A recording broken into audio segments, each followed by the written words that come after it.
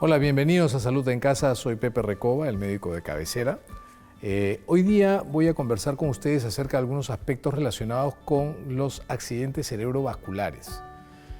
Hemos hablado no en pocas ocasiones del infarto agudo del miocardio, hemos hablado de las complicaciones de la hipertensión arterial, hemos hablado de la enfermedad vascular arterial periférica, para ilustrarles a ustedes el nivel de cuidado que deberíamos tener sobre nuestro cuerpo, sobre nuestra salud, cuando se trata de estructuras tan importantes como el cerebro y el corazón.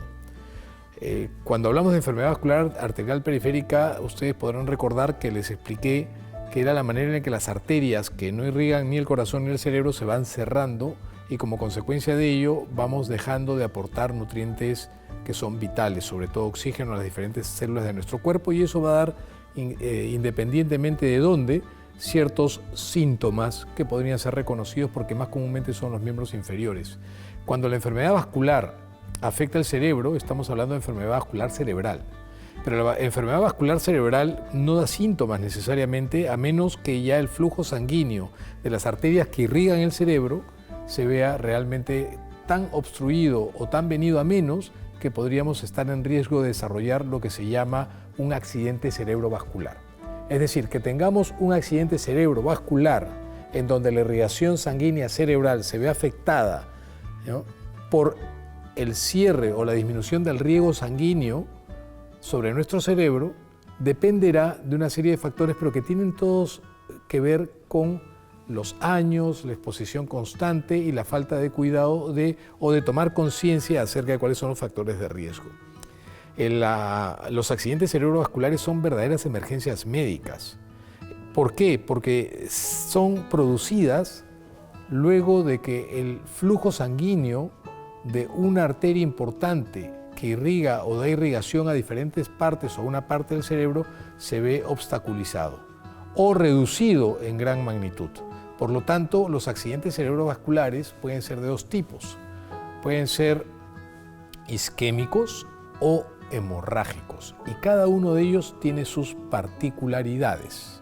Cuando hablamos de un accidente cerebrovascular isquémico, me estoy refiriendo a aquella condición que se presenta de manera súbita en minutos y puede durar horas, que se produce cuando la luz, el interior de la arteria que irriga alguna zona del cerebro, se va cerrando de a poquitos hasta que llega un momento en el que se cierra y no hay flujo sanguíneo. Lo mismo que pasa en el infarto al corazón, que la coronaria se cierra y deja de irrigar.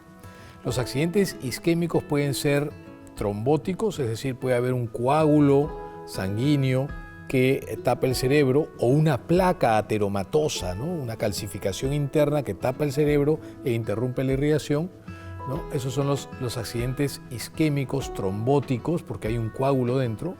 O puede ser embólico, puede suceder que se ha formado un coágulo de sangre en alguna parte lejos del cerebro y este coagulito ha viajado por las arterias y curiosamente ha llegado al cerebro y ha avanzado hasta que el tamaño del coágulo es mucho menor que el espacio de la arteria y ¡puc!, lo ha tapado. Cuando estamos frente a esto, estamos frente a un accidente isquémico de tipo embólico. Cuando hablamos de accidentes cerebrovasculares hemorrágicos, estamos hablando de cualquier cosa que suceda dentro del cerebro con un vaso sanguíneo que lo irrigue en donde haya ruptura y sangrado. La causa más común es la ruptura de un aneurisma.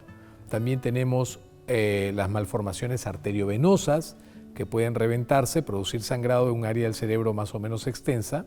Esto también se instaura en minutos. Y tienes algunas otras formas de hemorragias por cosas un poquito más raras, como por ejemplo depósitos de proteínas, amiloides, en fin, que es rarísima. Lo más común en los accidentes cerebrovasculares de tipo hemorrágico son los aneurismas, las malformaciones arteriovenosas, las complicaciones cuando, por ejemplo, un paciente está mal anticoagulado o los anticoagulantes han anticoagulado demasiado la sangre, el riesgo de sangrado es bastante alto en cualquier parte del cuerpo, sobre todo en el cerebro. Estas son, como dije, verdaderas emergencias que se presentan de inicio súbito, donde el síntoma más común puede ser el dolor de cabeza, una cefalea intensa que de menos a más pasa así en segundos, un dolor de cabeza que cambia con la posición, aumenta cuando estás echado boca arriba, un dolor de cabeza que despierta de noche, y esto sí, ténganlo claro, dolor de cabeza que te despierta de noche, o en un niño que lo despierta de noche, o que pasa de la nada, o ser un dolor muy suavecito, un dolor sumamente intenso en muy poco tiempo, eso puede ser un síntoma de la instauración de un accidente cerebrovascular, y eso es una verdadera emergencia. Por lo tanto, sí sería bueno ir a la emergencia a que se logre una evaluación oportuna y luego el manejo necesario dependiendo de qué tipo de accidente cerebrovascular sea. Los síntomas también van a depender del área del cerebro que ha dejado de irrigarse o del área del cerebro en donde se ha producido el sangrado. Si es el área motora, probablemente podríamos tener síntomas de movimiento, una parálisis de un lado, adormecimientos. Si el área tiene que ver afectada, por supuesto, con el área del lenguaje, podríamos tener problemas para hablar o no podríamos hablar.